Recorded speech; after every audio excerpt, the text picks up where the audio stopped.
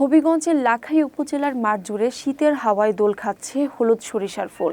প্রকৃতির এই অপরূপ দৃশ্যের সঙ্গে মৌমাছির গুঞ্জন যোগ করেছে নতুন মাত্রা। এবার সরিষা বাম্পার ফলনের আশা করছেন কৃষকরা। কৃষি বিভাগ জানায়, চলতি বছর ১৩২০ হেক্টর লক্ষ্যমাত্রার বিপরীতে ১০৬০ হেক্টর জমিতে চাষ হয়েছে, যা গত বছরের চেয়ে ২৬০ হেক্টর কম। কৃষকরা বাড়ি সরিষা ১৪, ১৭, ১৮ এবং বিনা ৯, ১১ জাতের চাষ করেছেন। সরিষা চাষে কৃষকদের প্রণোদনা হিসেবে বিনামূল্যে বীজ ও সার দেওয়া হয়েছে। উপজেলা কৃষি কর্মকর্তা মাহমুদুল হাসান মিজান জানান, শুরুর দিকে বৃষ্টির কারণে শঙ্কা থাকলেও কৃষকদের পরিশ্রমে ভালো ফলনের সম্ভাবনা রয়েছে। মাত্র ২ মাসেই সরিষা ঘরে তোলা সম্ভব, যা কৃষকদের জন্য লাভজনক।